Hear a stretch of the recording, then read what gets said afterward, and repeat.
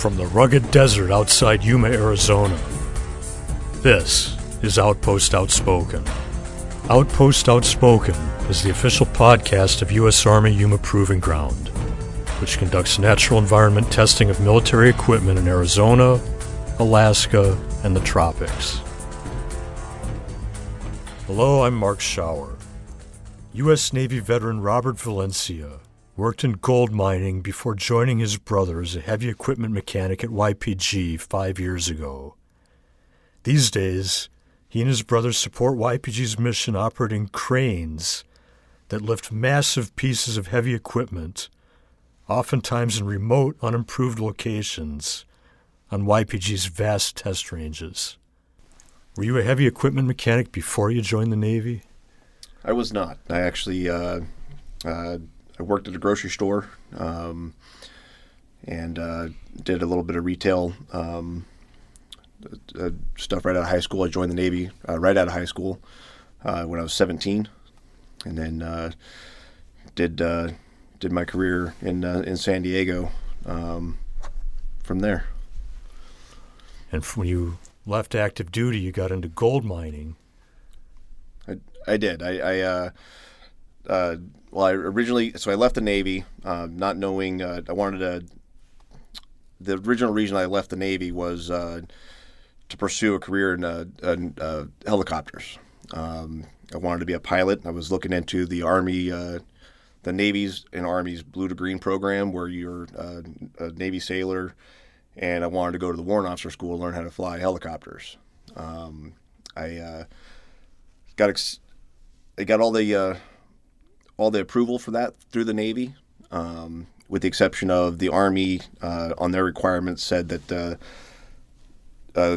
besides dropping you in the rank to E3, I was at current E5, they said we're going to drop you to E3, no guarantee for Warrant Officer School. Now, I've done a lot of things in my day with the military, and I know a guarantee is everything. So I couldn't accept the no guarantee for Warrant Officer School. So it'd be infantry as an E3, and I wanted to get it in writing. So I went to flight school right after the Navy, drove boats around San Diego, a little bit in the harbor, and then came out to the gold mine here in Brawley, and worked out here, or lived in Yuma, and then worked out in Brawley, and then followed my brother out here.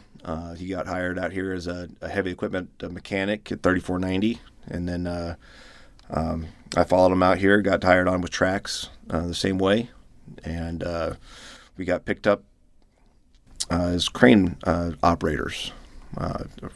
So it's been definitely a career. Had you heard of Yuma Proving Ground before you got hired on? A little bit. I think you come to Yuma, and the first thing you start doing is listen to where everyone works, and everyone's saying, I work for IPG, I work for Trax, I work for Shearwater, I work for all the companies that are out here. That's definitely one of the first places I heard of was YPG. Some of the equipment that you have to lift with these cranes is massive stuff. It is. It's very unique. The work that's done out here is and on the time frame that's needed is it's a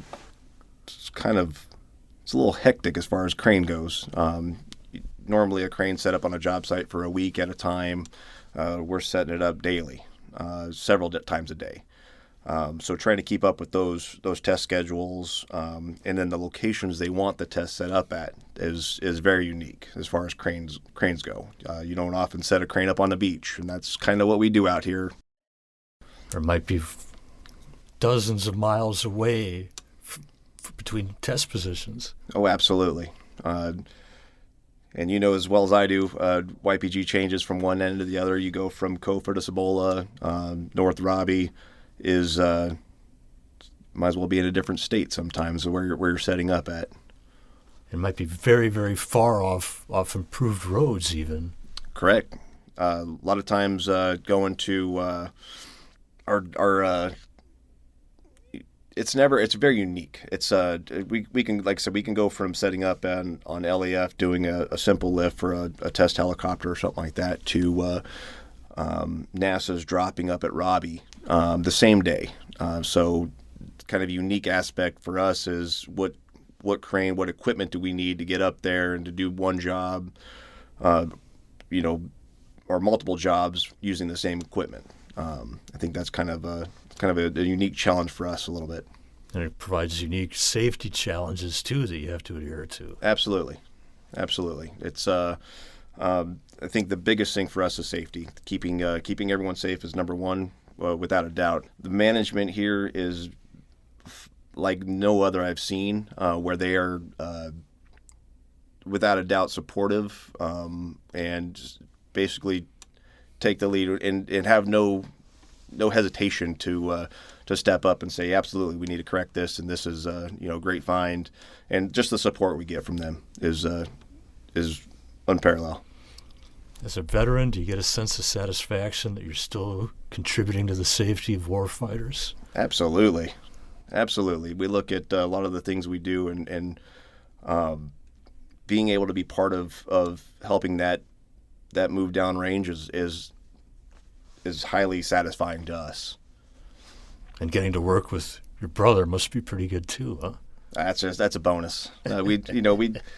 We bicker every now and then. We don't always see eye to eye, but I think that it's a joy. It's you don't often have someone looking after you as well as your family, and we do get some tight bonds out here, but I don't think anyone looks after you like your family does. Robert Valencia, really good talking to you today.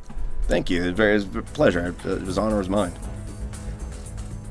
Welcome back to Outpost Outspoken. I'm your host for this segment, Anna Henderson. Yuma Proving Ground is known for its extreme weather testing. However, it's also home to active duty soldiers and their families, retirees, and civilians. The YPG Education Center is one of the many services available to the residents. Here to tell us more about it is Tammy Ramos. Welcome, Tammy. Hi, Anna. Tammy, can you start by telling me a little bit about the Education Center on Post? Where is it located and what are the hours? Sure. The Education Center is located at 301 C Street, Building 501, and I'm in room 102. My hours are Monday through Thursday from 0600 to 1600, and I'm in the same building as the CAC office. Alrighty, what type of services are offered to the YPG community? The main purpose for me here on YPG is I do testing for our soldiers. I provide testing services for our soldiers. What kind of test and placement exams do you administer? Testing that I do, and the most crucial that I do, is testing for the soldiers that provides them promotion points. And those tests are DLPTs and OPIs, which are language tests. The DLPT is both reading and listening portions. And the OPI is an oral proficiency test where they have to listen to someone actually speak to them, and then they have to speak back to that person. And they're tested on or graded on the accuracy of how they perform. What do soldiers need if they plan to take a test? Of course, they need to make an appointment. And I also need a signed DA 4187 from their command. I also offer, as far as testing, we also do a D-Lab, which it defines if a soldier is able to test into a language. I also offer a SIFT test, which is a selection instrument for flight training. It's a flight test. And I also offer an upgraded ASVAB, which is called an AFCT test. So those are all tests that are offered to our soldiers. That's amazing. It seems like you really offer a lot for the soldiers. So if they want to get promoted, if they want to advance their education, they should definitely be familiar with you in the Education Center. What do you provide for non-military? Testing for non-military, I have firefighters that come in for training or for testing. It's called CDC training, and that is career development course training, which helps them go up steps in the firefighter area. And I just got approved to help our MPs do certain certification training as well. I wanted to mention that you also set up visits with representatives from different colleges and universities. Can you tell me about that? Sure. We have a veterans representative that comes out at least monthly from our local college, AWC, and they have an MOU with our Army post. And I also have regular visits when needed with NAU reps as well as GCU reps. And they are here when they are needed either from students or potential students. We can set up visits either one-on-one or with phone calls. That's a great opportunity because a lot of times students have questions and they feel more comfortable asking them in person and having that undivided attention. Correct. So that's a great opportunity for them.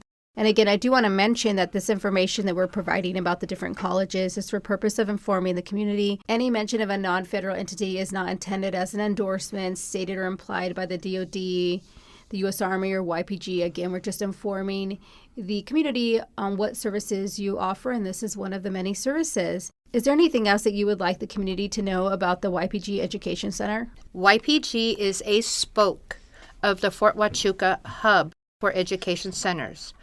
I am, unfortunately, not a counselor, so there's a lot of questions that I cannot answer. However, if there's any questions regarding tuition assistance or credentialing assistance or Army Ignited assistance that you may have, you can call me at 928-328-3926. And I can get you in contact with a Fort Huachuca counselor. And also, Fort Huachuca offers many classes or presentations through online Teams. If you would like to attend any of them, I can get you in contact with them, or you can come into my lab, the MLF lab, and attend those classes. They are usually on Tuesdays or Thursdays. And just email me at tamara.s.ramos.ctr@army.mil, and I can help you get in contact or take those classes if you would like. Tammy, thank you for your time. The YPG Education Center provides a great resource for the residents here. You're in building 501, room 102, right next to the CAC office on the Howard Cantonment, and your phone number is 928-328-3926. Tammy, thank you for your time today. Thank you, Anna. Have a great day. Thank you. This has been Outpost Outspoken. Thank you again for listening. We'll see you next time from the forefront of Army transformation.